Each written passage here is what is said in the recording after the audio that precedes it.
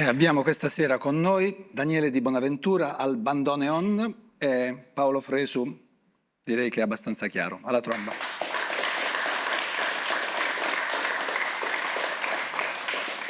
L'idea di questa parte finale della trasmissione è di declinare in modo musicale il tema della puntata in maniera del tutto libera e ovviamente, essendo libera, voi avete scelto liberamente il pezzo da suonarci. Che cosa avete deciso di farci ascoltare? Ma intanto questo non è un brano vero, ma è un'improvvisazione. È un'improvvisazione su 4 lettere che compongono il nome di Johann Sebastian Bach, cioè la B, la A, la C e la H, che in musica sono il Si, il La, il Do e il Si bemolle, proprio per dimostrare quanto la musica è un linguaggio e quanto ogni lettera, ogni parola poi compone in realtà un discorso molto più ampio e molto più Come del resto articolato. improvvisazione e la trasformazione della lingua, come abbiamo visto nella puntata di oggi. A voi.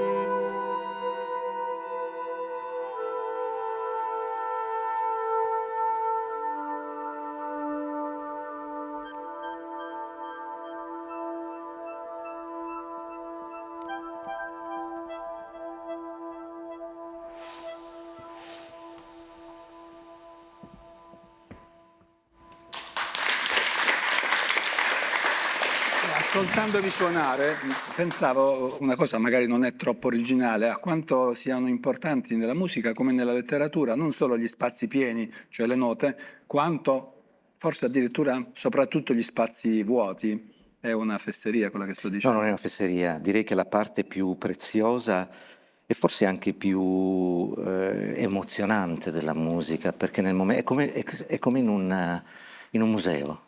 Quando si va in un museo non ci sono, a parte il Louvre di Parigi, il Prado e i musei storici, ma i musei soprattutto contemporanei, in una stanza c'è un quadro, ce ne possono essere massimo 2, se poi c'è un quadro particolarmente pregnante è quello che deve rimanere da solo perché deve avere Bisogno intorno di uno spazio, spazio. bisogno di aria. Esatto, è come nel linguaggio, quando parliamo con gli altri, se noi parliamo sempre, parliamo addosso agli altri, non diamo l'opportunità agli altri Quindi è di un tema, direi, di esprimersi. democrazia del linguaggio, quello dello spazio libero. Direi che la musica, e forse in particolare il jazz, laddove noi usiamo una parola veramente bella, che è interplay, la capacità di suonare Interplay. con gli altri, è una parola preziosissima, è proprio la metafora di questo momento storico, è un momento in cui avremo bisogno sempre più di ascoltare il prossimo, perché se non ascoltiamo il prossimo probabilmente pensiamo che sia un nemico o non ne capiamo magari quella che è il suo pensiero. Ascolto civile. Paolo Fresu, Daniele Di Bonaventura e noi ci vediamo domenica prossima.